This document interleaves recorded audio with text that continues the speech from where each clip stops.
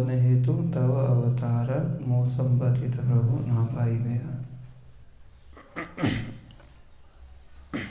नित्यानंद रूप का है, फिर अद्वैत आचार्य।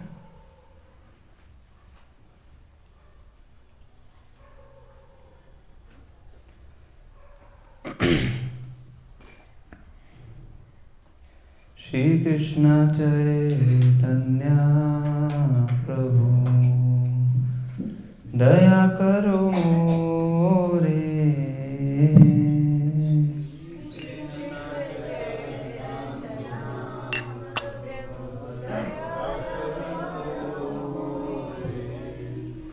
श्री कृष्ण चैतन्य प्रभु दया करो मोरे। श्री कृष्ण चैतन्य प्रभु दया करो मोरे। तुम बिना दयालु जगत संसार बिना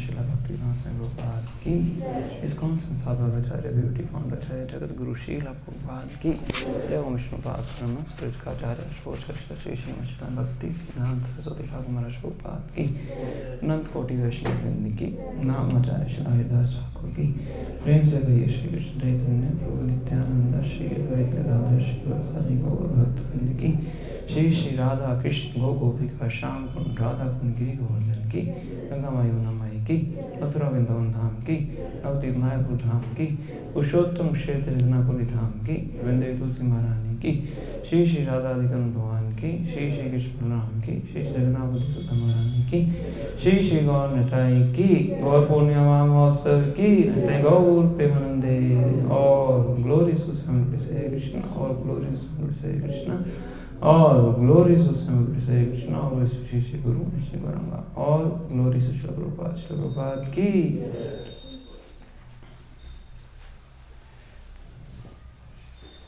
जय जय श्री चैतन्य जय नित्यानंद,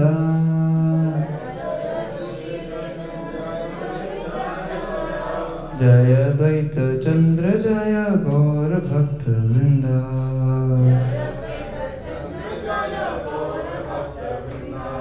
जय जय श्री चैतन्य जय नित्यानंद,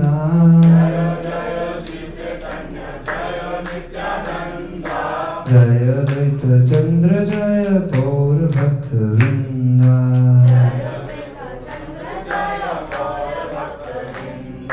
जय जय श्री चैतन्य जय नित्यानंद,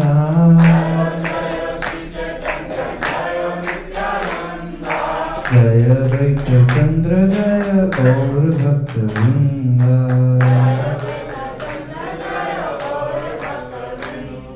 ओम ज्ञानतिमिरस्य ज्ञानाञ्जनशलाकया चक्षुरुन्मीलितं येन तस्मै श्रीगुरुवे नमः।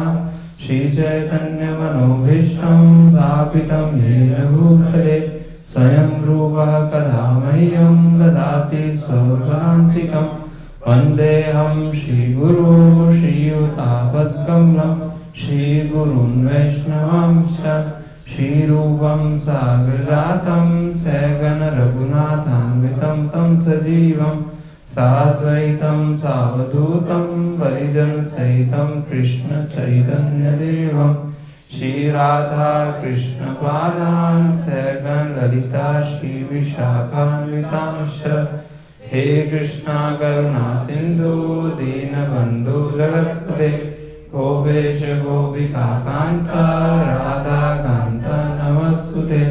तप्त कांचन गौरांगी राधे वृंदावनेश्वरी वृषभानुसुते देवी नमामि हरिप्रिये। वाञ्छाकल्पतरुभ्यश्च कृपा सिन्धुभ्येव च पतितानां पावनेभ्यो वैष्णवेभ्यो नमो नमः। जय श्री कृष्ण चैतन्य प्रभु नित्यानंद श्री अद्वैत गदाधर श्रीवासादि गौर भक्त वृंद। हरे कृष्णा कृष्णा कृष्णा हरे हरे, हरे राम राम राम हरे हरे। नमो विष्णुपादाय कृष्णविष्टाय भूतले श्रीमते भक्तिवेदांत स्वामिनिति नामिने। नमस्ते सारस्वते देवे गौरवाणी प्रचारिणे निर्विशेषा शून्यवादी भाषातिरेशकारिणे।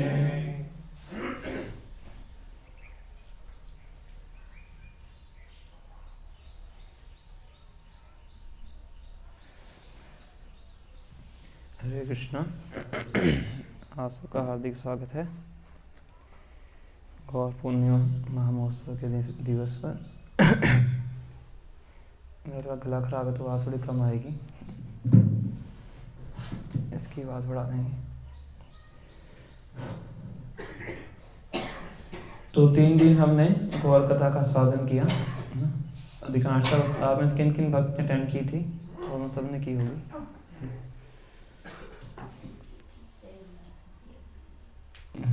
तो उसमें मुख्य विषय पे चर्चा की गई थी। भगवान के पहले तत्व के बारे में चर्चा की थी, फिर भगवान की बाल लीलाओं के बारे में चर्चा की।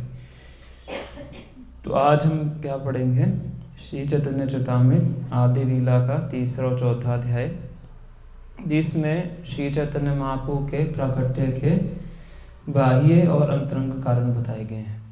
कि भगवान जब अवतरित होते हैं, उनके अवतरित होने के बहुत से कारण होते हैं। कुछ कारण होते हैं जो कि कॉन्फिडेंशियल होते हैं, अंतरंग कारणों को बोलते हैं, और कुछ होते हैं जो कि बाह्य कारण होते हैं। है ना। बाहर के दिखाने के कुछ और होते हैं और अंदर के कुछ और होते हैं, इस तरह से भी होता है कि जैसे भगवान श्री कृष्ण प्रकट होते हैं तो भगवद गीता में काफ़ी कारण बताते हैं।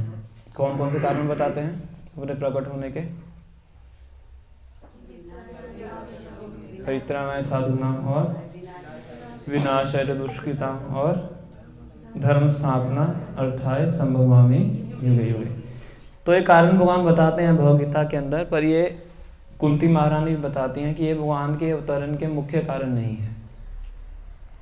ये भी कारण है पर ये मुख्य कारण नहीं है, बाह्य कारण है। ये काम तो भगवान किसी और तरीके से भी करवा सकते हैं ना। दुष्टों का संहार करने के लिए तो मिलिट्री काफ़ी है, प्रेसिडेंट को आने की आवश्यकता नहीं है।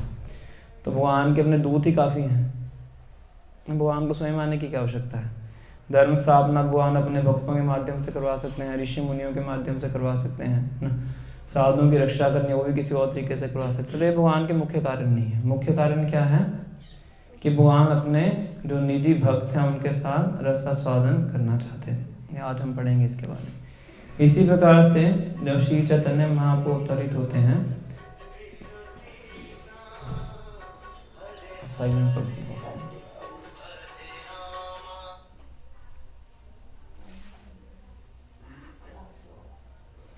इसी प्रकार से जब श्री चैतन्य महाप्रभु अवतरित होते हैं तो उनके भी कुछ बाह्य कारण हैं और कुछ आंतरिक कारण हैं। तो पहले हम बाह्य कारण पढ़ेंगे। 3 बाह्य कारण हैं और 3 अंतरंग कारण हैं। तो तीसरे अध्याय में श्रीला कृष्णदास कविराज गोस्वामी भगवान के अवतरण के बाह्य कारण बताते हैं और चौथे अध्याय के अंदर अंतरंग कारण बताते हैं। तो जो अंतरंग कारण है वो थोड़े से मुश्किल है समझने के लिए, थोड़ा सा हम प्रयास करेंगे समझने के लिए, थोड़े से कठिन है। तो पहले हम बाह्य कारण समझते हैं। तो हम प्यार भी साथ साथ पढ़ेंगे, तो यहाँ से देख के पढ़िएगा।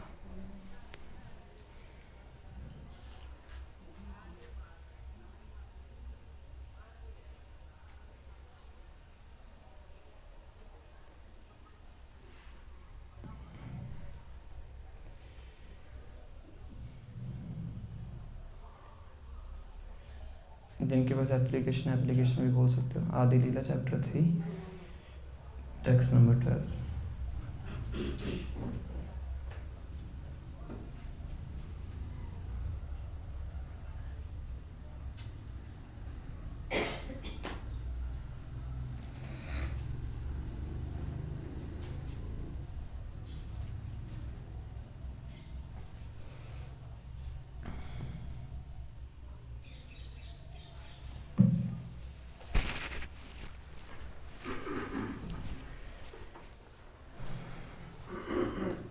तो श्रीला कृष्णदास कविराज गोस्वामी शुरुआत करते हैं इस अध्याय की ये बता के कि भगवान श्री कृष्ण ब्रह्मा जी के एक दिन में कितनी बार अवतरित होते हैं। हाथ खड़ा करके बताइएगा। भगवान कृष्ण ब्रह्मा जी के एक दिन में कितनी बार अवतरित होते हैं? एक बार होते हैं। कब होते हैं?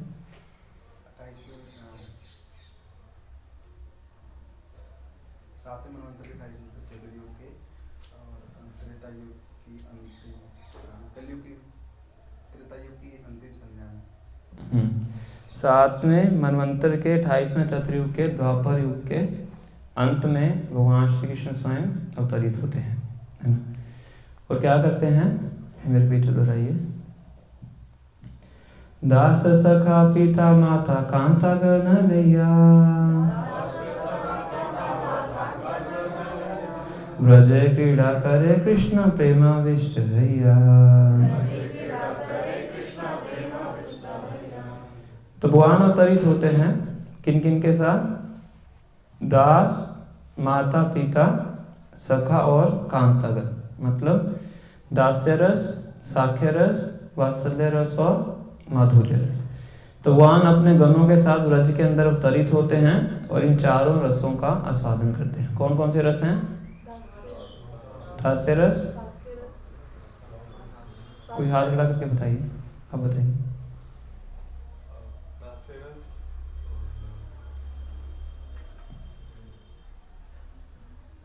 सामने लिखा तो हुआ है।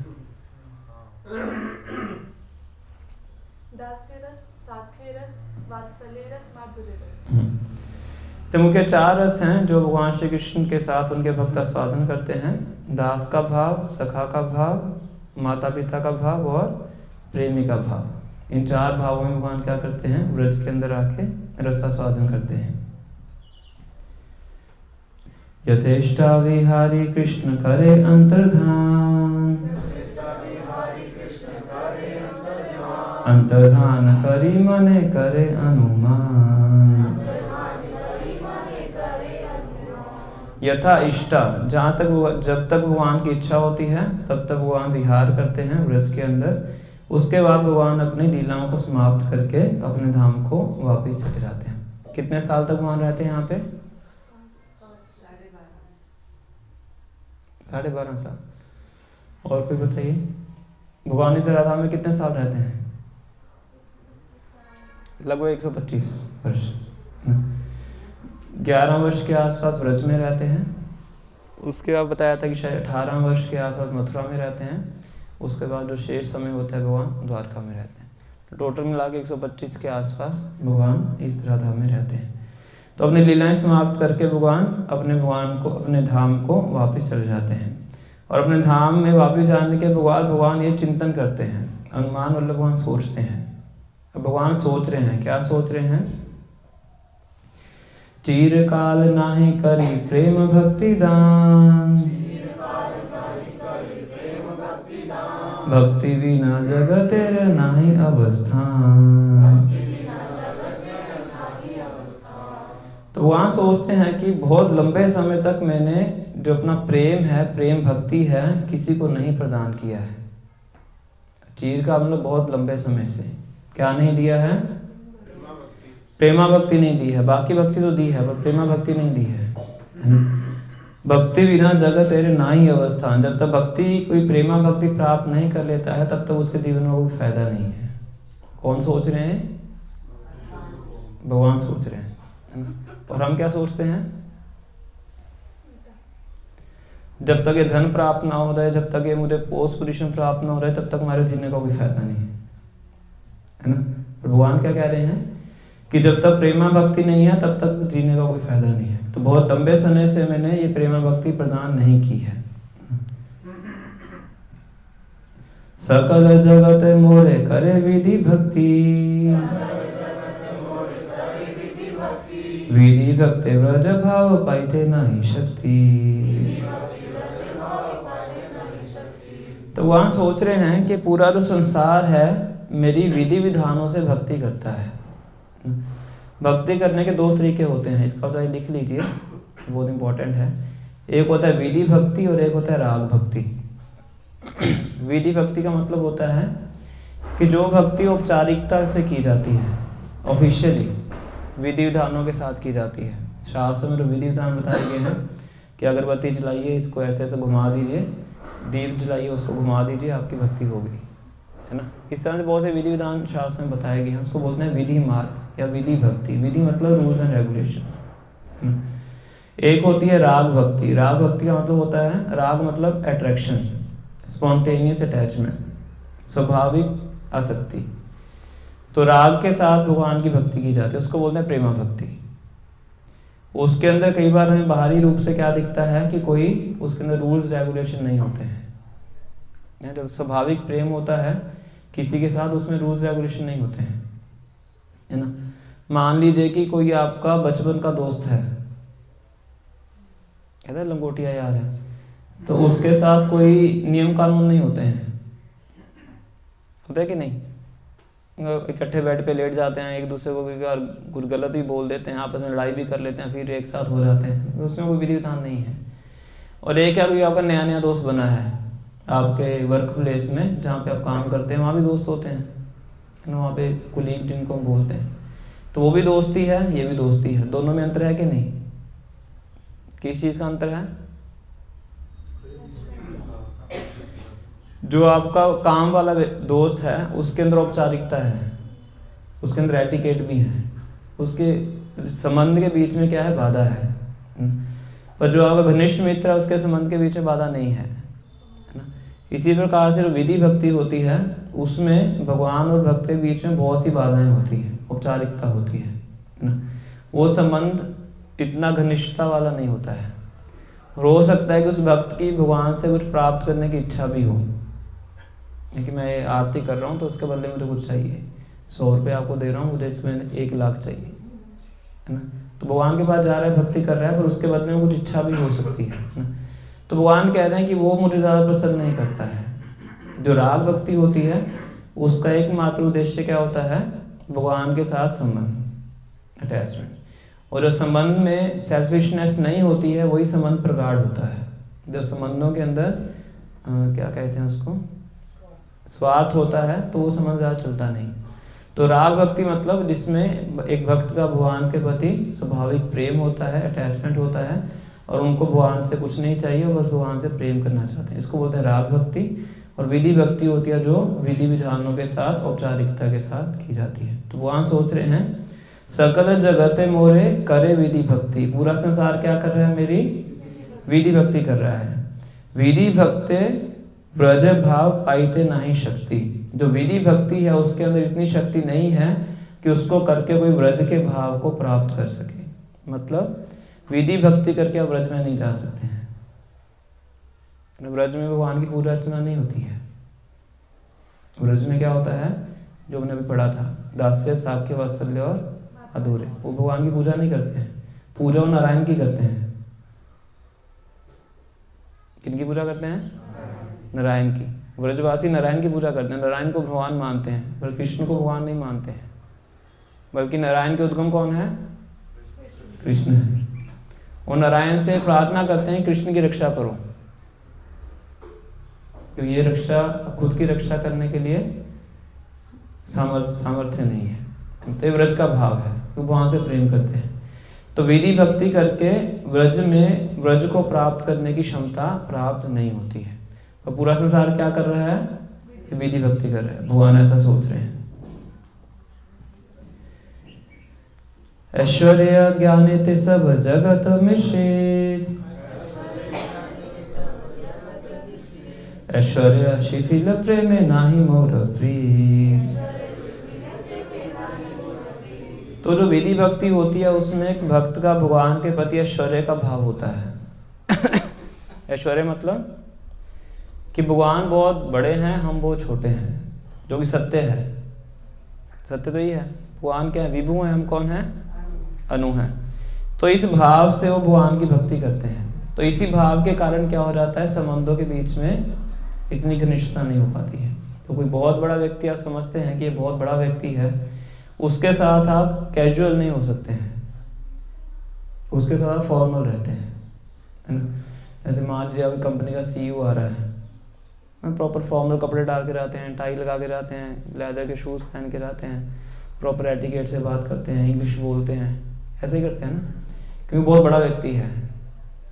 तो जो विधि मार्ग है, विधि भक्ति है, उसके अंदर जो भक्त है भगवान को क्या मानता है, बहुत बड़ा मानता है, ऐश्वर्य के साथ पूजा करता है।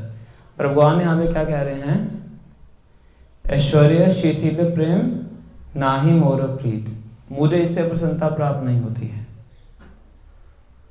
ऐश्वर्य वाली भक्ति से मुझे प्रसन्नता प्राप्त नहीं होती है। जब अर्जुन को भगवान अपना विश्व रूप दिखाते हैं, भगवद्गीता के 11वें स्कंद में इसका वर्णन आता है, तो भगवान का विश्व रूप देख के अर्जुन का जो भगवान के साथ सखा का संबंध होता है, अर्जुन उसको भूल जाते हैं। देखते हैं कि इतना बड़ा भगवान का रूप है, पूरी कुरुक्षेत्र की जो सेना है वो सब भगवान के मुंह में जा रही है और चक्की की तरह पिस रही है, मुंह से खून गिर रहा है। ऐसा रूप भगवान का देखते हैं, काल रूप देखते हैं, और ये देख के सब भूल जाते हैं कि ये तो मेरा मित्र है, ये तो मेरा सखा है। कांप कांप के बार बार गिर के प्रार्थना करते हैं, वो माफ़ी मांगते हैं कि मैंने तो बहुत उपहास उड़ाया आपका, है ना। मतलब भगवान का ऐश्वर्य देख के क्या हो गया, क्या कमजोर पड़ गया, प्रेम। यहाँ पे लिखा ना ऐश्वर्य शिथिल प्रेम, ऐश्वर्य से जो प्रेम है वो कमजोर हो गया, हुआ कि नहीं। और व्रज में जब भगवान 7 दिन 7 रात तक गोवर्धन उठाते हैं तो व्रजवासी क्या सोचते हैं,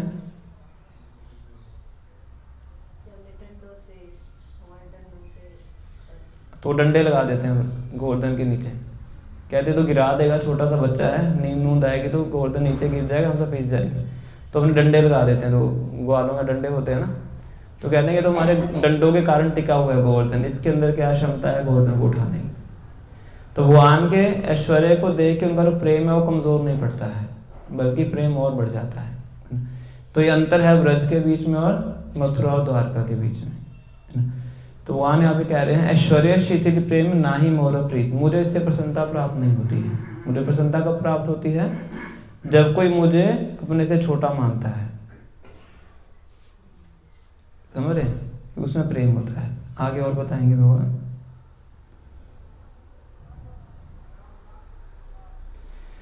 ऐश्वर्य ज्ञान विधि भजन करिया, वैकुंठ के जाए चतुर्विध मुक्ति पाइया। तो ऐश्वर्य भक्ति करके क्या प्राप्त हो सकता है? क्या लिखा है यहाँ पे सेकंड लाइन में? वैकुंठ प्राप्त हो सकता है। वैकुंठ में 4 प्रकार की मुक्ति है, सालोक्य मुक्ति, सामीप्य मुक्ति, साष्टी और सारूप्य। ये 4 प्रकार की मुक्ति कहाँ पे है? वैकुंठ में है।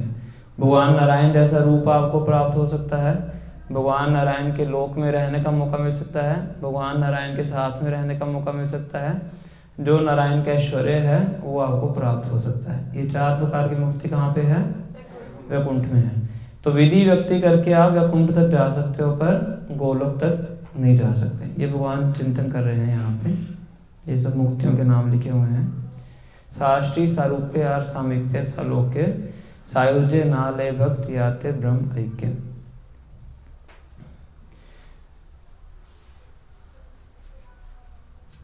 योग धर्म पर्वतैमो नाम संकीर्तन, चारि भाव भक्ति दिया नाचय भुवन। तो इसीलिए मैं इस नीचे जगत में प्रकट होऊंगा और क्या करूंगा? वही प्रेम भक्ति प्रदान करूंगा जो कि बहुत लंबे समय से नहीं दी गई है। ये भगवान चिंतन कर रहे हैं कि सभी विधि भक्ति कर रहे हैं, विधि भक्ति करके ज्यादा से ज्यादा कहाँ पे जा रहे हैं? वैकुंठ में जाने पर गोलोक में कोई नहीं आ रहा है, इसलिए मैं जाऊंगा नीचे और क्या दूंगा? प्रेम भक्ति प्रदान करूंगा और सबको गोलोक लेके आऊंगा। और प्रेम भक्ति कैसे दूंगा? क्या लिखा है यहाँ पे? नाम संकीर्तन, युग धर्म प्रवर्तैमो नाम संकीर्तन, चारि भाव भक्ति दिया नाचा मुभुवन। इसलिए मैं नाम संकीर्तन के माध्यम से प्रेम भक्ति प्रदान करूंगा और नाचा भुवन, इस पूरे संसार को क्या करूंगा? नचाऊंगा। किसमें नचाऊंगा? प्रेम भक्ति में नचाऊंगा। कौन कह रहे हैं? भगवान कृष्ण कह रहे हैं। इसमें मैं खुद जाऊंगा। अपने करिमु भक्त भाव अंगीकारे, अपनी आचार्य भक्ति सिखाऊं सवारे। तो भक्त भाव, मैं स्वयं जाऊंगा, इस बार भगवान के भाव में नहीं जाऊंगा। किस भाव में जाऊंगा? भक्त के भाव में जाऊंगा, मतलब भक्त बन के जाऊंगा, खुद भक्त बन के जाऊंगा और भक्ति करके सिखाऊंगा कि भक्ति कैसे की जाती है। अपनी आचार्य, खुद अपने आचरण से सिखाऊंगा। क्या? भक्ति सिखाई मु सवारे, सबको भक्ति करना सिखाऊं। भक्ति कैसे की जाती है, प्रेमा भक्ति कैसे की जाती है, वो मैं सबको स्वयं करके सिखाऊंगा। तो ये यहाँ पे श्री कृष्णदास कविराज गोस्वामी पहला कारण बताते हैं भगवान के अवतरित होने का। क्या है पहला कारण? प्रेमा भक्ति प्रदान करना, है ना। तो ये कारण आपसे पूछेंगे, आप लिखते जाइए। सबसे पहला कारण क्या है? प्रेमा भक्ति प्रदान करना। ये बाहरी कारण है। सभी भक्तों से निवेदन है, अपना फोन साइलेंट कर लीजिए, एक बार चेक कर लीजिए निकाल के, जब बजता भी तभी चेक करते हैं आप, डिस्टर्बेंस होती है उसमें। जिन जिन का साइलेंट नहीं है एक बार साइलेंट कर लीजिए।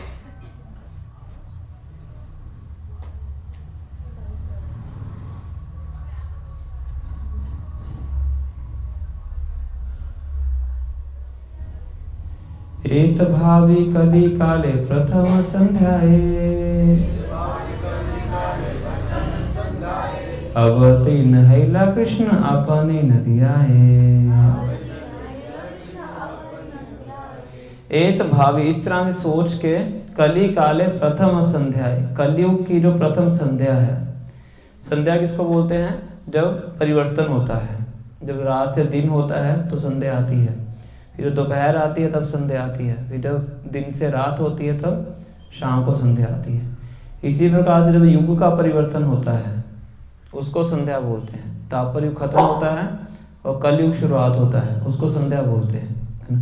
तो द्वापर युग की अंतिम संध्या में भगवान श्री कृष्ण आते हैं और कलयुग की प्रथम संध्या में स्वयं श्री चैतन्य महाप्रभु आते हैं। और जिस द्वापर युग में कृष्ण आते हैं उसके ही नेक्स्ट कलयुग में श्री चैतन्य महाप्रभु आते हैं।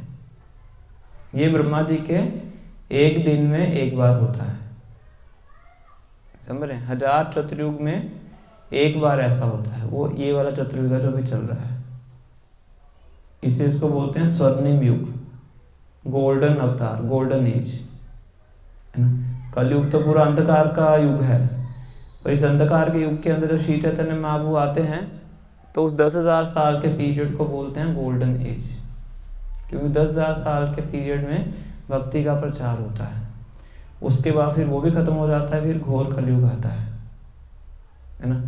जैसे कि बादल के अंदर कुछ समय के लिए बिजली चमकती है तो रोशनी होती है कि नहीं, और वो बहुत कम समय के लिए होती है।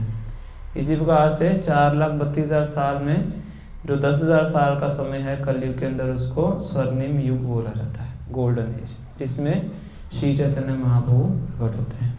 तो वो हम यहाँ पे ही कह रहे हैं, एत भावी कली काले प्रथम संध्याए अवतीर्ण हैला कृष्ण अपनी नदियाए। तो नदिया एक जगह है पश्चिम बंगाल के अंदर, मायापुर धाम जिसको बोलते हैं, तो वहाँ पे श्री चैतन्य महाप्रभु प्रकट होते हैं।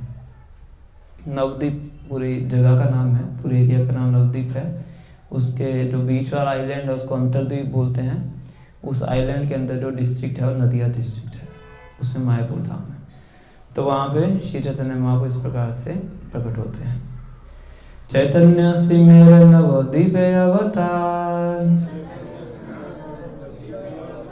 सिमग्रीव सिमवीर सिमेर ओंकार। Thus the lion like Lord Chaitanya has appeared in Navadvip.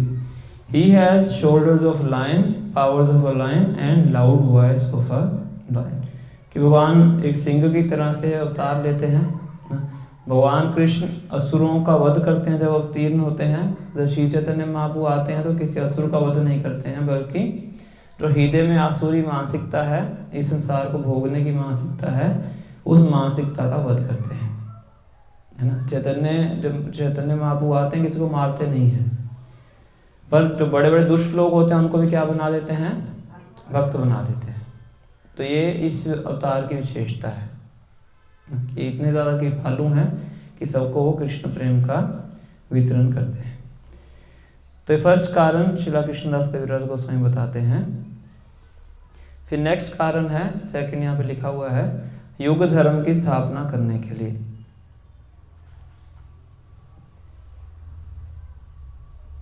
ये श्लोक हम पढ़ेंगे।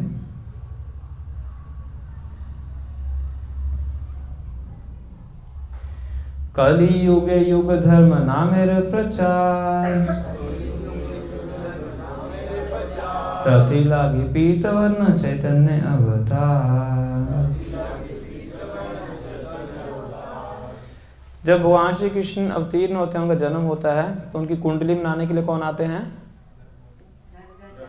गर्गाचार्य आते हैं। और गर्गाचार्य नंद महाराज को क्या बताते हैं? किसी को याद है?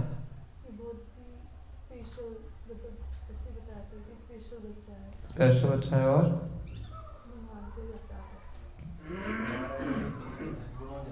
नारायण के सारे गुण इसके अंदर हैं। वो तो बता देंगे, अद्भुत लीलाएं करेंगे, जगत का उद्धार करने के। और हर युग में अलग अलग कलर में अवतरित होते हैं। तो कहते हैं कि जो बच्चा है ये हर युग में अलग अलग रंग में अवतीर्ण होता है ना। शुक्ल रक्त तथा पीतस। शुक्ल मतलब व्हाइट, रक्त मतलब रेड, और पीत मतलब येलो। तो सतयुग में अवतीर्ण होते हैं शुक्ल वर्ण में, वाइट कलर में, और त्रेता युग में रेड कलर, रक्त मतलब रेड कलर। और अभी किस कलर में है? श्याम वर्ण में। नंद महाराज को बता रहे हैं ना द्वापर युग में। द्वापर युग में तो भगवान ब्लैक कलर में आते हैं, श्याम सुंदर। और पीत वर्ण कलयुग में किस रंग में आएंगे? गोल्डन कलर में। किन की बात कर रहे हैं वो? चैतन्य महाप्रभु की बात कर रहे हैं। तो हर युग में भगवान का अवतार होता है, उसको बोलते हैं युग अवतार। और युग अवतार का मतलब क्या होता है?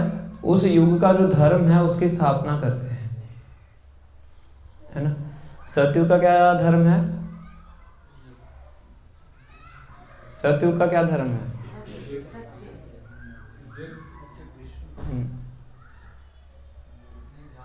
ध्यान लगा, प्रीते या ध्याय तो विष्णु। त्रेता युग का यज्ञ करना। द्वापर युग का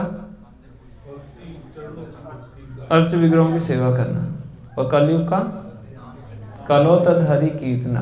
तो कलयुग का धर्म है हरि नाम संकीर्तन। यहाँ पे लिखा है ना, कलियुगे युग धर्म नामेर प्रचार।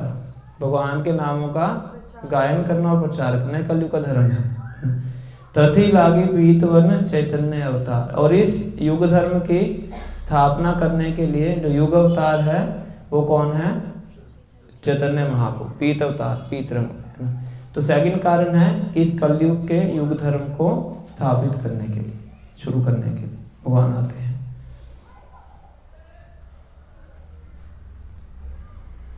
तप्त हेम सम कांति प्रकांड शरीर, नव में गजिनी कंठ ध्वनि ये गंभीर। The luster of his expensive body resembles molten gold.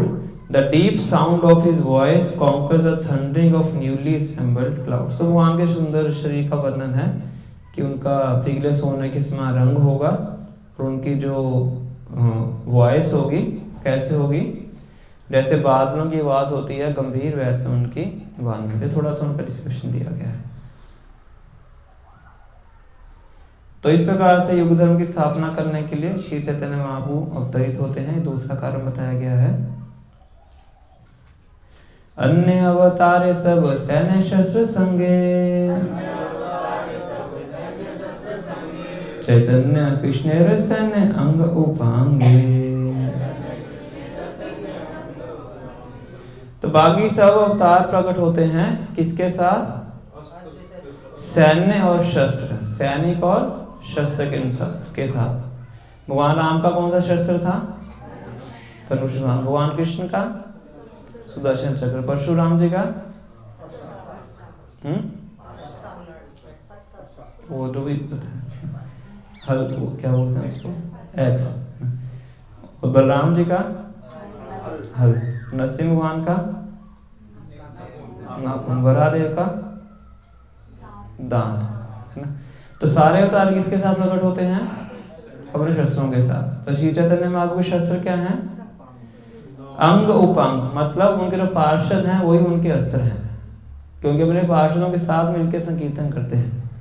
अकेला व्यक्ति संकीर्तन नहीं कर सकता है ना। जब संकीर्तन होता है मतलब संग में कीर्तन, सम्यक रूपेण कीर्तन, उसको संकीर्तन बोलते हैं। ऐसा नहीं कि एक व्यक्ति कर रहा है उसको संकीर्तन बोलते हैं। तो जब महाप्रभु संकीर्तन करते तो अपने पार्षदों के साथ करते थे, इसलिए पंच तत्व हम बोलते हैं, है ना। तो उनके अस्त्र कौन है? उनके पार्षद हैं, क्योंकि उनके साथ मिलकर संकीर्तन करते हैं और संकीर्तन करने से सबका हृदय क्या है वो परिवर्तित कर देते हैं। तो इस तरीके से दूसरा कारण श्रील कृष्णदास कविराज गोस्वामी ने बताया है। क्या कारण है? युग धर्म की स्थापना करना। हम थर्ड पढ़ेंगे।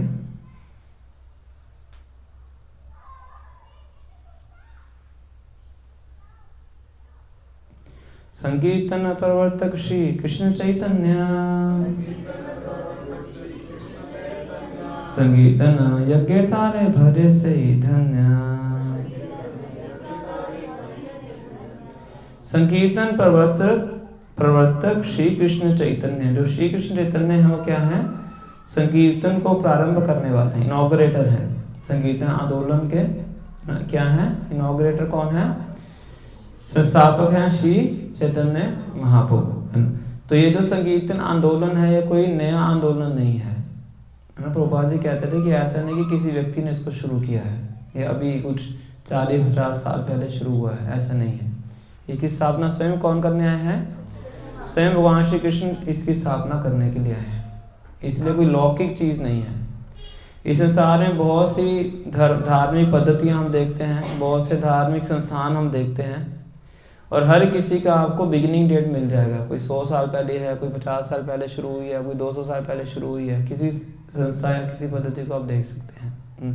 तो सनातन धर्म है, उसका कोई बिगिनिंग पॉइंट आपको नहीं मिलता है, क्योंकि वो क्या है? सनातन है। सनातन मतलब शाश्वत है ना। सनातन शब्द का अर्थ होता है नो बिगिनिंग नो एंड। जो आत्मा का धर्म है भगवान श्री कृष्ण के प्रति, उसका कोई बिगिनिंग, उसका कोई एंडिंग नहीं है, इसलिए वो सनातन है, इसलिए वो बोनाफाइड है।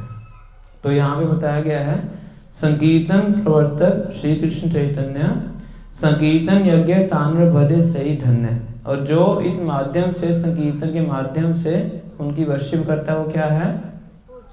वो धन्य व्यक्ति है, मोस्ट फॉर्चुनेट। सबसे सौभाग्यशाली व्यक्ति कौन है?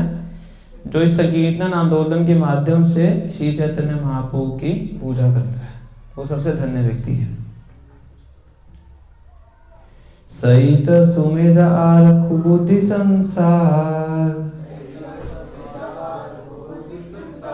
सर्व यज्ञ हिते कृष्ण नाम यज्ञ सार। सही तो सुमेधा, वो व्यक्ति बहुत बुद्धिमान है, आर कुबुद्धि संसार, पर जो व्यक्ति संसार में रहना चाहता है वो क्या है? कुबुद्धि, वो मूर्ख व्यक्ति है। जो ऐसे स्वर्णिम युग के अंदर आने के बावजूद भी श्री चैतन्य महाप्रभु का भजन नहीं करता है, संकीर्तन आंदोलन में भाग नहीं लेता है, वो क्या है? कुबुद्धि। सर्व यज्ञ हिते कृष्ण नाम यज्ञ सार। जितने भी यज्ञ हैं उस सबका सार क्या है? कृष्ण नाम। अब इस श्लोक को पढ़िए, बहुत महत्वपूर्ण श्लोक है। कोटि अश्वमेध एक कृष्ण नाम सम, यही कहे से पाषंडी डंडे तारेयम।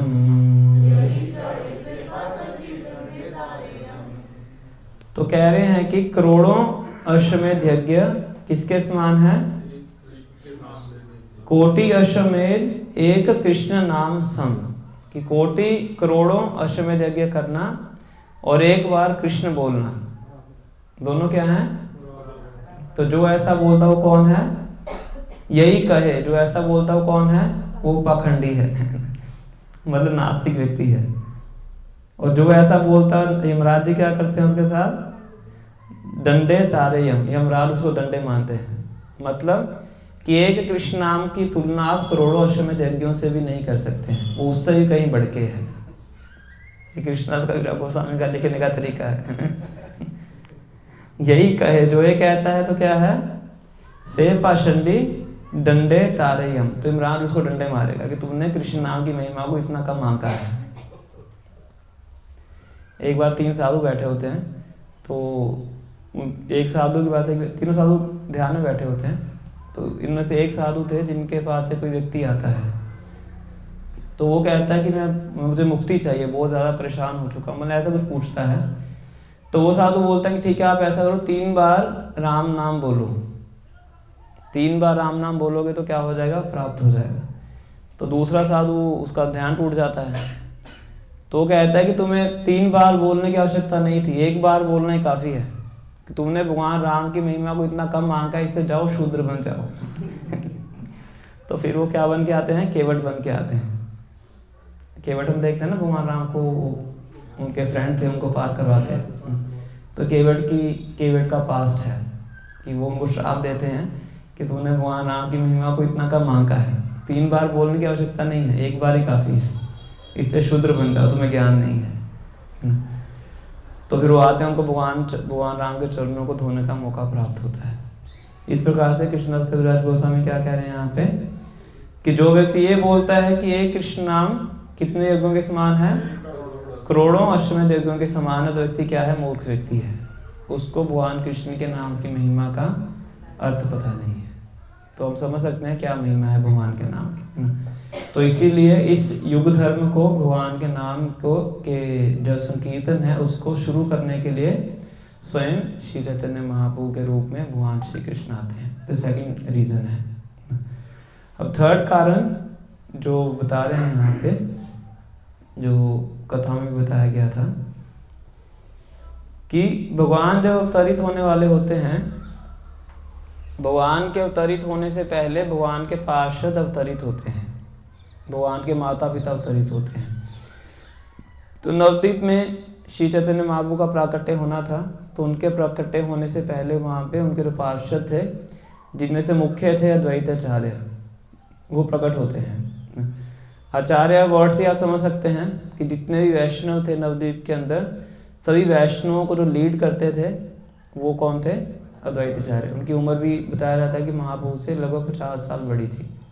इसे जब भी उनकी फोटो हम देखते हैं तो दाढ़ी के साथ देखते हैं, वाइट कलर की दाढ़ी, मतलब कि बहुत एक तरह से वृद्ध व्यक्ति हैं। तो अद्वैताचार्य बताया जाता है कि सदाशिव और महाविष्णु के कंबाइंड अवतार हैं अद्वैताचार्य। और जब वो नवद्वीप में लोगों की हालत को देखते थे तो उनको बड़ा उनको क्रोध भी आता था और बड़ा दुख भी होता था। क्यों? क्योंकि नवद्वीप में अधिकांशतः जो लोग थे वो सब भौतिक इंद्रिय तृप्ति के पीछे ही भाग रहे थे। जीवन का लक्ष्य क्या माना था उन्होंने? भौतिक इंद्रिय तृप्ति। शास्त्र भी पढ़ते थे, वेद भी पढ़ते थे, पर किस दृष्टि से पढ़ते थे? इंद्रिय तृप्ति से पढ़ते थे। मतलब शास्त्रों का उपयोग करते थे कर्मकांड करने के लिए। किस लिए? कर्मकांड करने से हमारा जो जीवन है वो सुखी हो सकता है, दुख दूर चले जाएंगे, धन प्राप्त हो जाएगा, ऐश्वर्य प्राप्त हो जाएगा, तो हमारे जो दुख हैं वो क्या हो जाएंगे? खत्म हो जाएंगे, सुख की प्राप्ति होगी। तो शास्त्रों को पढ़ने का भी एकमात्र उनका उद्देश्य यही था। या फिर शास्त्रों को पढ़ते थे तर्क वितर्क करने के लिए, अपने आप को ज़्यादा बुद्धिमान दिखाने के लिए। तो जब ऐसे लोगों को अद्वैताचार्य देखते तो उनको बड़ा क्रोध आता था। कई बार तो क्रोध में आगे आते थे कि मैं इस पूरे नवद्वीप को ही जला दूंगा। महाविष्णु के अवतार हैं और शिव जी भी हैं। और कई बार उनको बड़ा दुख होता था कि इन लोगों का उद्धार कैसे हो सकता है। तो क्या करते थे बताया गया है, तो हम इसको पढ़ते हैं। असुर स्वभावे कृष्ण कबू नहीं जाने, लोकाई ते नारे कृष्ण भक्त जन स्थाने। Those whose nature is demoniac cannot know Krishna at any time. जो आसुरिक मानसिकता के लोग हैं कभी कृष्ण को नहीं समझ सकते। But he cannot hide himself from his pure devotees. पर जो कृष्ण हैं अपने शुद्ध भक्तों से अपने आप को नहीं छुपा सकते।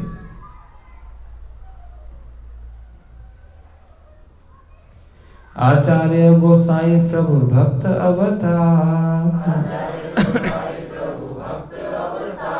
कृष्ण अवतार है तो यहाँ रहूंकार। Advaitacharya Goswami is an incarnation of the lord as a devotee. तो भगवान के अवतार हैं, जैसे मैंने आपको बताया महाविष्णु के अवतार हैं भक्त के रूप में। तो उनके हुंकार से कृष्ण अवतरित होते हैं। कृष्ण यदि पृथ्वी ते करें अवतार, प्रथमे करे न गुरु वर्गेर संचार। तो भगवान श्री कृष्ण पृथ्वी अवतरित होते हैं तो अपने आने से पहले अपने गुरु लोगों को भेजते हैं। तो इसी प्रकार से अद्वैताचार्य का वर्णन हमने समझा है। एक पर्टिकुलर श्लोक है उसको हम पढ़ेंगे। Seeing the activities of the world, Acharya felt compassion and began to ponder how he could act for the people's benefit. तो समाज की स्थिति को देख के जो द्वैताचार्य थे उनके हृदय में दया प्रकट होती है और सोचते हैं कि कैसे लोगों का उद्धार हो सके। अपने श्री कृष्ण यदि करें अवतार, अपने आचार्य भक्ति करे न प्रचार। तो सोचते हैं कि अगर स्वयं श्री कृष्ण आएंगे, अवतार लेंगे, तभी वो दूसरों को भक्ति करना सिखा सकते हैं। हमारे अंदर इनको सिखाने का सामर्थ्य नहीं है। नाम बिनु कली काले धर्म नहीं आ, कली काले कैसे हवे कृष्ण अवतार। तो इस कलयुग के अंदर भगवान श्री कृष्ण के नाम के बिना और कोई धर्म नहीं है, और इस धर्म की स्थापना के लिए कृष्ण स्वयं अवतार लेंगे। तो ये सोच के अद्वैताचार्य क्या करते हैं, एक श्लोक है गोपनीय तंत्र का, इस श्लोक का स्मरण करते हैं। तुलसी दल मात्रेना जलस्य चुलुकेन वा विक्रीणिते स्वम आत्मानं भक्तेभ्यो भक्तवत्सला। तो श्लोक में बताया गया है कि अगर कोई व्यक्ति भगवान श्री कृष्ण को केवल एक तुलसी का पत्ता दे देता है और जलस्य चुलुकेन वा, चुलुकेन मतलब चुल्लू मतलब एक उसमें जितना पाँव में जितना आ जाए, एक अंजलि में जितना पानी आ जाए, तो अगर ये दो चीजें भगवान को देता है, क्या कौन सी दो चीजें हैं? तुलसी पत्ता और थोड़ा सा पानी, है ना। विक्रीणिते स्वम आत्मानं भक्तेभ्यो भक्तवत्सला। तो भगवान क्या करते हैं, अपने आप को उस भक्त के प्रति क्या कर देते हैं, क्या लिखे हैं यहाँ पे, विक्रीणिते मतलब बेच देते हैं, सेल। क्योंकि भगवान क्या है, भक्तवत्सल है। ये गौतम तंत्र का श्लोक है, तुलसी दल और जल। तो ये श्लोक उनको स्मरण आता है। तो फिर द्वैताचार्य शांतिपुर नाम की जगह है, तो गंगा के किनारे, शांतिपुर में द्वैताचार्य रहते थे, हम जाएंगे जब मायापुर कैंप में जाएंगे। तो शांतिपुर में गंगा के किनारे बैठ के द्वैताचार्य क्या करते हैं, एक शालिग्राम शिला लेते हैं और उनको तुलसी पत्र और गंगा जल, गंगा तो साथ में ही है, तो ये इन दोनों आर्टिकल से, दो चीज़ों से क्या करते हैं, शालिग्राम शिला की पूजा करते हैं, गंगा पानी और तुलसी जल।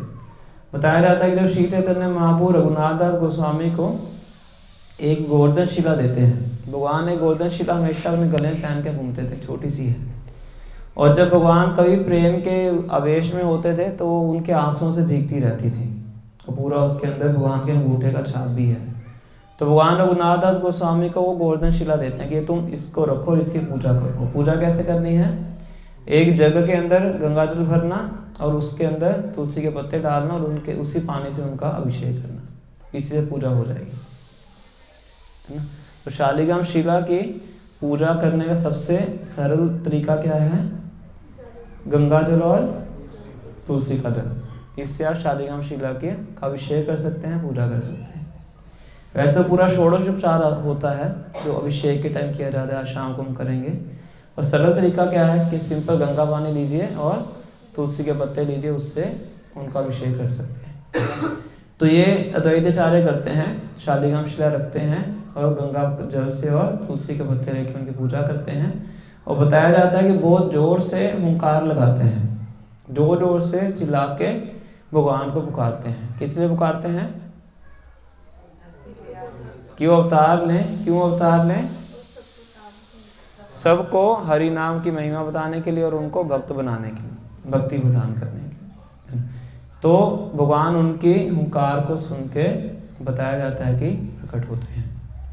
बाद में भगवान जब अवतरित होते हैं तो उनको बताते हैं कि मैं तो क्षीर सागर में आराम से सो रहा था, तो तुमने इतनी जोर जोर से चिल्लाया तो तुम्हारे चिल्लाने से मेरी नींद खुल गई है तो मुझे यहाँ पे आना पड़ा। तो ये तीसरा कारण है। पहला कारण क्या था, प्रेमा भक्ति देने के लिए, दूसरा कारण योग धर्म की स्थापना करने के लिए, और तीसरा अद्वैताचार्य की हुंकार को सुन के या उनकी प्रार्थना को सुन के भगवान इस धरती के ऊपर श्री चैतन्य महाप्रभु के रूप में प्रकट होते हैं। तो ये सब कौन से कारण हैं, ये बाह्य कारण है ना। तो अगले अध्याय में भगवान अंतरंग कारण बताते हैं। अभी समय ज़्यादा हो गया है, हम थोड़ा सा ब्रीफ में इसको समझेंगे, केवल एक ही श्लोक के माध्यम से समझेंगे। अध्याय 4 श्लोक संख्या 230।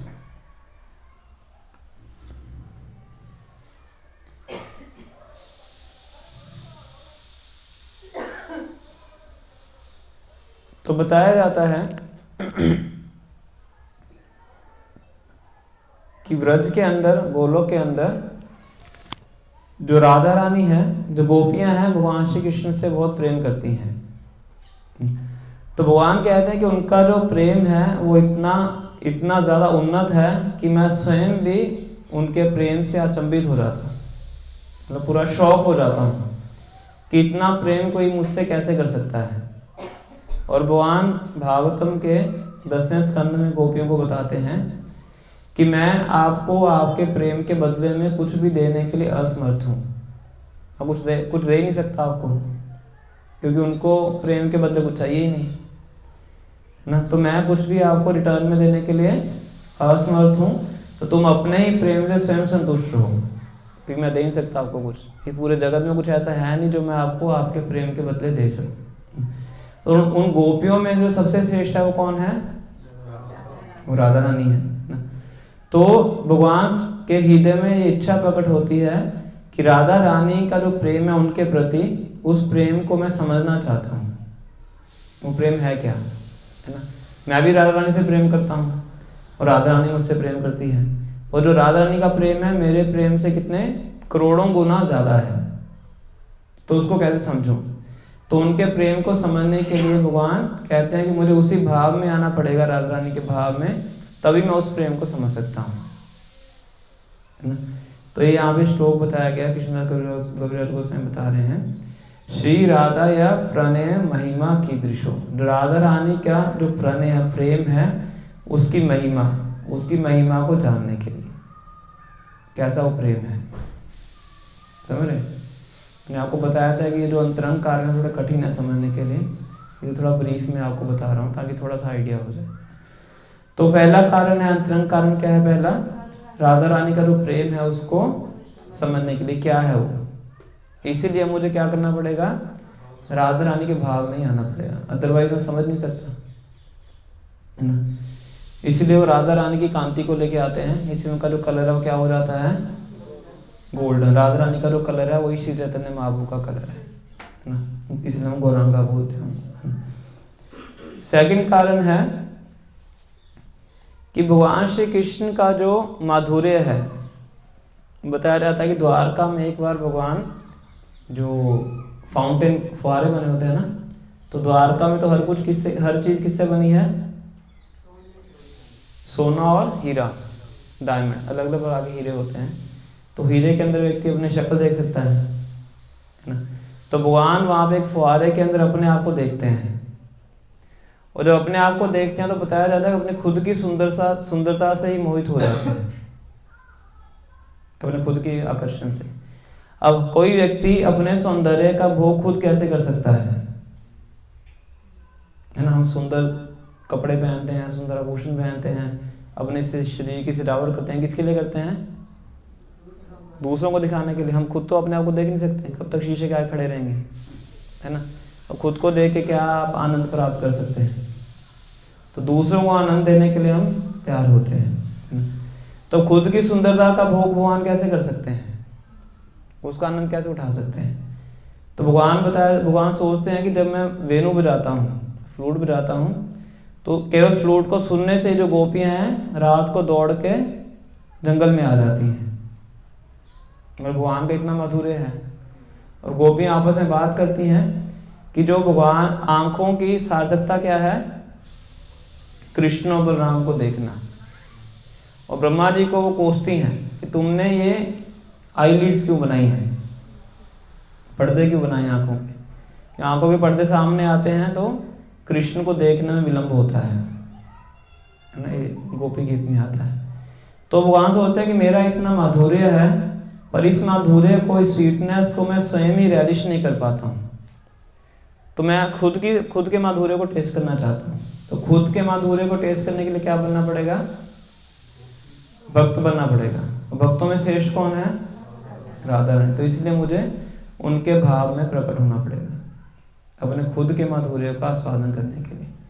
इसीलिए श्री चैतन्य महाप्रभु के रूप में भगवान आते हैं, अपने जीवन के जो अंतिम 18 साल हैं जगन्नाथपुरी में रहते हैं और इसी प्रकार से स्वयं की भक्ति का स्वादन करते हैं। जगन्नाथ जी के दर्शन करने जाते थे, दर्शन करते ही मूर्छित हो जाते थे। लारनाथ में जाते थे, अगर देखिएगा भगवान कृष्ण के विग्रह हैं, उनको देख के दंडवत प्रणाम किया, पत्थर के ऊपर पत्थर ही पिघल गया।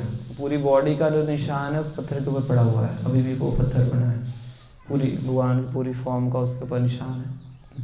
तो इस प्रकार से स्वयं के दर्शन करके स्वयं के माधुर्य का भगवान आस्वादन करना चाहते हैं। इस दूसरा कारण बताया गया है।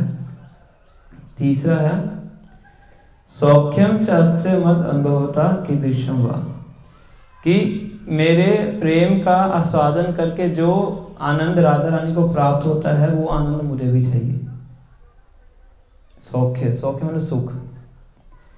तो उस आनंद का अनुभव करने के लिए, जो आनंद राधा रानी को भगवान श्री कृष्ण के माधुर्य का आस्वादन करके प्राप्त होता है, उस आनंद को अनुभव करने के लिए तद भाव आद्य, इसलिए राधा रानी के भाव को लेके सच्ची गर्भा, सच्ची माता के गर्भ से वो श्री चैतन्य महाप्रभु के रूप में प्रकट होते हैं। हालांकि ये जो आंतरिक कारण है इसके ऊपर बहुत बड़ा अध्याय है, लगभग 250 के आसपास श्लोक हैं इसके अंदर, और थोड़ा गहरा है, इसलिए मैंने आपको बस ब्रीफ में थोड़ा सा आइडिया देने के लिए बताया है। तो ये भगवान के प्रकट होने के अंतरंग कारण है। रियल जो कारण है वो ये है, इसलिए भगवान प्रकट होते हैं। बाकी सब क्या है, जो पहले तीन हमने समझे वो सेकेंडरी रीजन है, वो एक तरह से इस टाइम के साथ मैच कर जाते हैं, इसलिए भगवान उस तरीके से प्रकट होते हैं। तो थोड़ा सा हमने आज टेक्निकल टॉपिक्स को डिस्कस किया है, क्योंकि लीला तो 3 दिन से हम सुन ही रहे हैं, भगवान की बाल लीला का हम श्रवण कर रहे थे। तो भगवान क्यों अवतरित होते हैं, इसके हमने 6 कारण, 3 बाह्य कारण और 3 अंतरंग कारण को चर्चा की है। तो अगर आपका कोई प्रश्न है तो आप पूछ सकते हैं। ये राधा रानी तो ठीक है, मीरा के बारे में क्या है, कहीं सुनने को नहीं मिलता। मीरा के बारे में जितना हमें पता है कि वो भगवान के भक्त थे, है ना। तो भगवान के बहुत से भक्त हुए हैं, उनमें से एक मीरा भी हुए हैं। इस तरह से राधा रानी तो भगवान की शक्ति है। इसमें श्लोक आता है, राधा कृष्ण एक आत्मा दो ही देह धरी, दोनों एक ही हैं पर देह अलग अलग है। भगवान अपना विस्तार करते हैं अपने ही आनंद की वृद्धि करने के लिए। जो मीरा है वो एक जीव है, हमारी तरह एक जीव तत्व है, पर भगवान के उच्च कोटि के भक्त हैं। प्रभु जी जैसे माधुर्य रस का तो उन्होंने खुद का आस्वादन किया, फिर भक्तों के साथ कौन सा रस का आस्वादन किया, चैतन्य महाप्रभु तो भक्तों के साथ उनका दास्य भाव का आस्वादन किया। मतलब जो भक्त थे वो दास्य भाव में श्री चैतन्य महाप्रभु की सेवा करते थे। जितने अद्वैताचार्य हैं वो सब हैं। तो भगवान अद्वैताचार्य को बहुत ज़्यादा सम्मान देते थे। मैंने बताया ना 50 साल बड़े थे और सभी वैष्णवों के लीडर थे। तो भगवान तो भक्त के भाव में है ना, सर्वेंट के भाव में है ना, अपने आप को भक्त मान रहे हैं। तो भक्त मान रहे हैं तो जो आचार्य हैं उनको पूरा सम्मान देते थे अद्वैताचार्य को। पर अद्वैताचार्य को पता था कि ये कौन है, ये तो मेरे भगवान है, मेरे प्रभु हैं। तो उनको अच्छा नहीं लगता था कि ये मुझे सम्मान देते हैं। कभी कभी भगवान ईश्वर भाव में भी आते थे, बहुत कम समय के लिए। जब दिखाते थे कि मैं कौन हूँ, मैं स्वयं कृष्ण हूँ, वो बहुत कम समय के लिए उस भाव में आते थे, वो नॉर्मली भक्त भाव में रहते थे। तो फिर अद्वैताचार्य सोचते हैं कि मुझे कुछ ऐसा करना पड़ेगा जिससे क्लियर हो जाए कि ये भगवान है और मैं इनका दास हूँ। कुछ ऐसा मैं करूँगा कि ये मुझे डांटे। अभी तो सम्मान दे रहे हैं, और भगवान कब डांटते हैं, कब गुस्सा आता है भगवान को? भगवान को सबसे ज़्यादा बुरा क्या लगता है? अहंकार होता है, और भक्त के साथ गलत होता है, और उनसे छोड़ किसी और के पास जाइए। और हाँ, जब मायावाद सिद्धांत का प्रचार किया जाता है उसमें भगवान को सबसे ज़्यादा क्रोध आता है। मायावादी कृष्ण अपराधी, क्योंकि वो कृष्ण के प्रति अपराध करते हैं। तो द्वैताचार्य सोचते हैं कि इनको सबसे ज़्यादा घृणा किससे है, मायावाद सिद्धांत से है, तो मैं मायावाद का प्रचार करूँगा। तो जब आगे मुझे डांटेंगे तब क्लियर हो जाएगा पूरी दुनिया के आगे कि मैं कौन हूँ, मैं सेवक हूँ और ये स्वामी है। तो द्वैताचार्य शांतिपुर में जाते हैं और जोर जोर से निराकार का प्रचार करना शुरू कर देते हैं। परम सत्य तो निराकार है, हम सबको निराकार में जाके लीन हो जाना है, अपना अस्तित्व खो देना है, हम सब भगवान हैं, अभी थोड़ी देर के लिए मनुष्य बने हैं, मेडिटेशन करके भगवान बन जाएंगे, इस तरह से करते हैं। फिर भगवान आते हैं वहाँ पे नित्यानंद के साथ, वो स्टेज से ही उनकी दाढ़ी पकड़ के खींचते हैं और बताया जाता है, फिर उनकी पिटाई करते हैं। पूरा पास टाइम चैतन्य भागवत में आता है। तो फिर वो द्वैताचार्य बड़े खुश हो जाते हैं कि अब क्लियर हो गया कि स्वामी कौन है, दास कौन है। तो उनका जो उनके भक्तों के साथ कौन सा भाव था, वो दास्य भाव था। पर भगवान के प्रति क्या है, वो माधुर्य भाव का, राधा रानी का जो भाव है उसका वो आस्वादन करते हैं, वो भी दास्य भाव ही है। दास्य भाव तो पांचों भावों में ही है। सखा भाव में दास्य भाव है, वात्सल्य भाव में दास्य भाव है और माधुर्य भाव में दास्य भाव है। पांचों में दास्य कॉमन है। और उनके जो पार्षद थे उनका उनके प्रति दास्य भाव था, भगवान चैतन्य महाप्रभु के प्रति। इस तरह से इसका वर्णन आता है।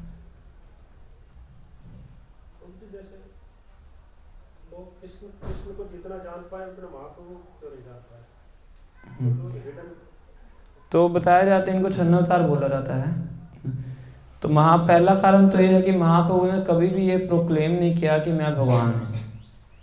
महाप्रभु ने हमेशा यही दिखाया है कि मैं कौन हूँ, मैं तो भक्त हूँ। कोई उनको भगवान बोलता भी था तो कान पे हाथ रख के विष्णु विष्णु विष्णु बोलते थे, मुझे क्या बोल दिया, मैं तो भगवान नहीं, मैं कौन हूँ, दास हूँ। तो भगवान ऐसा क्यों करते हैं कि उनको पता है कि कलयुग में बहुत से ढोंगी लोग आने वाले हैं, तो वो भी फिर अपने आप को क्या बताएंगे, हम ही भगवान हैं।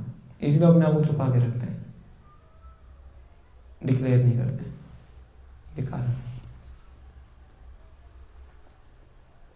तो जैसे आपने बताया था विधि भक्ति के बारे में कि विधि विधान से जब हम भक्ति करते हैं वो भगवान कृष्ण जी को प्रिय नहीं है, निराग भक्ति पसंद है।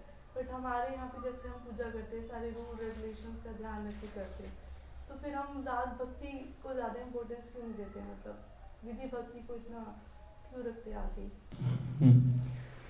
तो हमारा जो मार्ग है वो शुरू से ही राग मार्ग है। उस राग मार्ग के अंतर्गत ये सब विधि विधान आते हैं।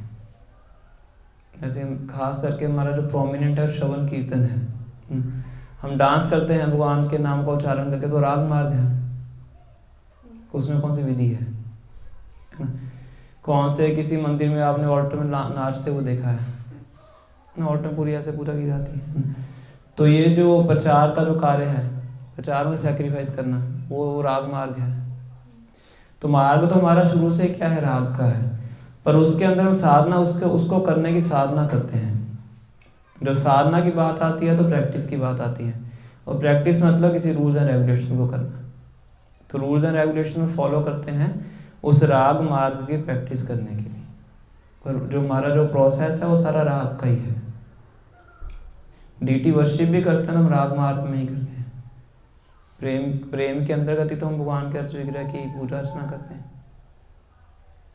डीटी वर्शिप होती है, पीछे संकीर्तन होता है, डिवोटी डांस करते हैं। तो मार्ग तो वही है। उस मार्ग तक पहुंचने के लिए हम कुछ विधि विधान जो रिक्वायर्ड हैं उनका पालन करते हैं। और हमारा अल्टीमेट जो डेस्टिनेशन है वो ये विधि भक्ति वाला थोड़ा है। हम वैकुंठ में थोड़ा जाना चाहते हैं। हमारा जो डेस्टिनेशन है वो तो क्या, गोलोक वृंदावन है। तो मार्ग हमारा राग का ही है। उस मार्ग तक पहुंचने के लिए जो साधना की आवश्यकता है वो साधना हम करते हैं। और जब हम साधना में परफेक्ट हो जाते हैं, नर्तन वृत्ति से आगे पहुंच जाते हैं, तो फिर इन विधि विधानों को करने की भी आवश्यकता नहीं पड़ती है। फिर जो भक्त है नेचुरली इनको करता है। उसको होता है रुचि, आसक्ति, भाव, प्रेम। पहले होती है साधना भक्ति, फिर होती है भाव भक्ति, फिर होती है प्रेम भक्ति। ये उसकी लाइन है। पर मार्ग पूरा क्या है, राग का मार्ग है, अटैचमेंट का मार्ग है। राग को बढ़ाने के लिए हम विधि भक्ति को अपनाते हैं, जागृत करने के लिए। जैसे होता है ना कि नल होते हैं, कि वह नलके से पानी आना बंद हो जाता है, उसको करते हैं ना ऐसे, तो क्या किया जाता है, ऊपर से पानी डालते हैं, है ना। तो पानी नीचे से अपने आप बाहर आता है। तो अभी जो भगवान के प्रति प्रेम हमारे हृदय में है और अभी बाहर नहीं आ रहा है, तो कान के माध्यम से पहले डाला जाता है, श्रवण और कीर्तन सुना जाता है, फिर वो अंदर से अपने बाहर आता है, जागृत हो जाता है। नित्य सिद्ध कृष्ण प्रेम साध्य कबू नाय, श्रवण आदि शुद्ध चित्ते करे ही उदय। श्रवण करने से जब चित्त शुद्ध हो जाता है तो अपने आप उदय हो जाता है। ऐसा नहीं कि कृष्ण प्रेम बाहर से डाला जाता है, वो अंदर है पहले से, उसको उदय किया जाता है, वो श्रवण और कीर्तन से उदय होता है।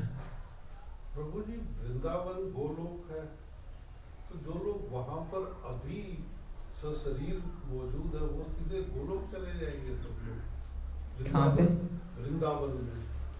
जो यहाँ पे वृंदावन है उसकी बात करें, इसी वृंदावन का हम बात करते हैं। तो जो इस धराधाम पे वृंदावन होता है उसको गोकुल बोलते हैं, और जो आध्यात्मिक जगत में उसको गोलोक बोलते हैं, दोनों टर्म यूज करते हैं।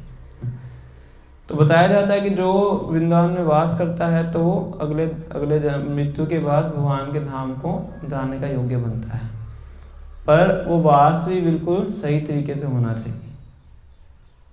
ऐसा नहीं कि वहाँ पे जाके फ्लैट लिया, एसी चला के सो गए, उसको ब्रजवास नहीं बोला जाता है।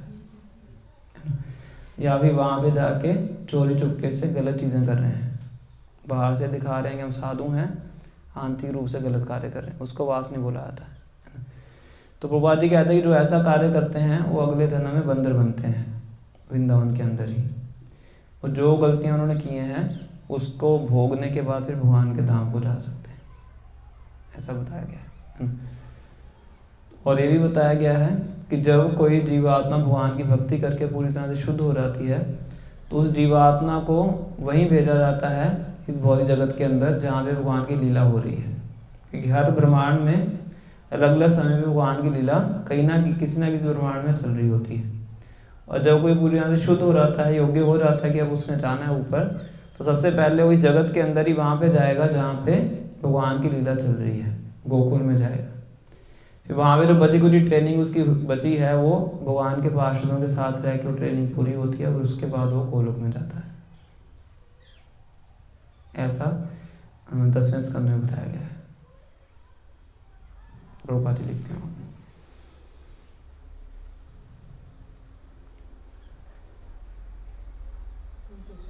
क्वेश्चन था इसमें विधि का और राग मार्ग का आपने बताया, और इसमें आपने बताया था कि भगवान को जो माधुर्य आनंद देते हैं, ना कि ऐश्वर्य भाव में भक्ति। तो आजकल हम देखते भी हैं कि अगर कोई सीधा ही विधि मार्ग फॉलो ना करके सीधा राग मार्ग में छलांग मारता है, उसको इमिटेट करता है, तो क्या वो भगवान की प्रसन्नता देता है? और नहीं देता तो फिर तो क्या उनको फिर गति प्राप्त होती है रास्ते? तो कलयुग में क्या है कि हमें हर चीज़ जल्दी चाहिए, है ना। इंस्टेंट कॉफ़ी, इंस्टेंट टी के बिना मेहनत किए कम समय में फल प्राप्त हो जाए। प्रभुपाद जी कहते थे कि भक्ति इज ऑलरेडी अ शॉर्टकट, भक्ति पहले ही शॉर्टकट है, इसके अंदर शॉर्टकट मत ढूंढ के, है ना। पर जब हम क्या था बहुत ज़्यादा रजोगुण में तमोगुण में होते हैं तो हमें क्या चाहिए, हर चीज़ सस्ती चाहिए, है ना। तो सस्ती चीज़ देने के लिए सस्ता बेचने वाले बहुत से लोग बैठे हुए हैं जो सस्ता प्रोडक्ट देते हैं। तो वो आपको दिखाते हैं कि आपको इतना मेहनत तपस्या करने की आवश्यकता नहीं है, क्यों फालतू में रोज 16 माला करते हो, 2 घंटे बैठना पड़ता है, क्यों 4 नियम का पालन करते हो, धोती कुर्ता पहनते हो, इतने नियम कानून पालन करते हो, सुबह 4:30 बजे मंगल आरती में आते हो, कहाँ बताया गया कि मंगल आरती में आना चाहिए, है ना। भक्ति कैसे होनी चाहिए, बिल्कुल इंडिपेंडेंट ही होनी चाहिए, भक्ति में तो कोई नियम कानून होना ही नहीं चाहिए। तो आप हमारे पास आइए, हम आपको बताएंगे राग भक्ति कैसे करनी है। नहाने की आवश्यकता नहीं है, बाल कटाने की भी आवश्यकता नहीं है, तो बड़ा अच्छा लगता है, तो बड़ा जीवन इतना सुखमय हो गया है। कोई गिन के माला करने की आवश्यकता नहीं है, कोई नियम पालन करने की आवश्यकता नहीं। हम आपको क्या करेंगे, आपका स्वरूप बता देंगे, आपका गोलोक में क्या स्वरूप है वो स्वरूप हम आपको बता देंगे, बस उसके अनुसार आप कार्य कीजिए। आप भगवान के धाम में क्या हैं, गोपी हैं, तो आज से पुरुषों वाले कपड़े पहनने की आवश्यकता नहीं है कि स्त्रियों वाले कपड़े पहनिए, क्योंकि गोपी हैं आप तो, है ना। समझ रहे लोग कैसे मूर्ख बनाते हैं। तो इस तरह से व्यक्ति को बड़ा अच्छा सा लगता है कि ठीक है विधि मार्ग पालन करने की आवश्यकता क्या है, साधना भक्ति करने की आवश्यकता क्या, सीधा ही कहाँ जंप लगा लेते हैं हम, भाव भक्ति पे जंप लगा लेते हैं। तो ऐसा करने से अपराध भी होते हैं और भक्ति के मार्ग से डिस्ट्रैक्ट भी हो जाते हैं और अंत में कुछ भी हाथ में नहीं लगता है ना। बताया गया है मूर्ख चेला ढोंगी गुरु दोनों नरक में ठेलम ठेला। ढोंगी गुरु मूर्ख चेला दोनों नरक में ठेलम ठेला। तो इसीलिए अपना बचाव करना चाहिए, है ना। कुछ ऐसी सही पद्धति भी होती है ना, पर वो बहुत रेयर होती है। तो इसीलिए जो शास्त्र में बोला गया है कि पहले हम अच्छे से साधना भक्ति करें, फिर धीरे धीरे अपने आप हमारी अनर्थ निवृत्ति होती है, फिर अपने आप हम भाव भक्ति प्रेम भक्ति के स्तर पे जाते हैं, राधे जान की सीधा जंप लगाए। जिनके तो बहुत ज़्यादा रजोगुण तमोगुण होता है वो ऐसी चीज़ें ढूंढते हैं, फिर जाके अपना नुकसान करते हैं। ठीक है। तो मुझे जैसे मोस्टली लोग लड्डू गोपाल को रखते हैं तो उनको अपने पुत्र मतलब इस तरह के भाव में होते, स्पेशली माता जी ज़्यादातर, तो वो भी एक राग भाव में ही आता है, तो फिर वो सही है गलत है? पर क्योंकि अभी उस चीज़ की योग्यता नहीं है, इसीलिए भौतिक धारणाओं से वो पूजा करते हैं। मैं माँ हूँ इस लड्डू गोपाल को ला के रख लिया, आत्मा कोई माँ थोड़ा है। ये सब तो आत्मा के ऊपर एक आउटर कवरिंग है। मैं स्त्री हूँ, मैं पुरुष हूँ, ये हमारी पहचान थोड़ा है। क्योंकि मैं स्त्री हूँ, स्त्री का बेटा होना चाहिए, तो मैं लड्डू गोपाल को घर में ला के रख लेती हूँ। तो ये क्या, भौतिक धारणाओं को भगवान के ऊपर थोप देते हैं और उनको लगता है कि हम तो बहुत बड़ी अवस्था प्राप्त कर ली। ऐसा नहीं है। जब तक प्रॉपर साधना नहीं करते हैं तब तक इस भाव तक नहीं पहुँचते हैं। बाहर से है, पर इससे हेल्प होती है कि एटलीस्ट वो भगवान तक कुछ उनकी आसक्ति भगवान से होती है। पर ऐसा नहीं है कि अगर कोई मानने से अधिकार प्राप्त नहीं होता है। कोई अपने आप मान के बैठ जाए कि मैं तो प्रधानमंत्री हूँ, तो प्रधानमंत्री मानने से प्रधानमंत्री बन गया, ऐसा नहीं है। हमारे एक डिवोटी थे, वो बहुत स्ट्रॉन्ग बोलते हैं कुछ चीज़ों पे। तो वो किसी घर में यज्ञ करने गए थे, तो यज्ञ के बाद उन्होंने सबको बोला कि ठीक है यज्ञ खत्म हो गया, आप परिक्रमा कीजिए। तो माता ही लड्डू गोपाल को उठा लाई, कहते इनको परिक्रमा करानी है। तो कहते कि आप परिक्रमा कीजिए, इनको क्यों करवा रहे हैं? कहते कि मेरा बेटा है। कहते बेटा नहीं, पूरे विश्व का बाप है। उनको बोलते हैं बेटा नहीं, कि भगवान के बारे में पता नहीं है कि किसकी क्या पोजीशन है। भगवान को लाते हैं, भगवान के दर्शन करवाते हैं, उनकी माला उतार के उनको पहना देते हैं। मंदिर में आते हैं कि भगवान के ऑल्टर से माला निकाल के इनको पहनाइए। मतलब बड़ा अजीब सा है।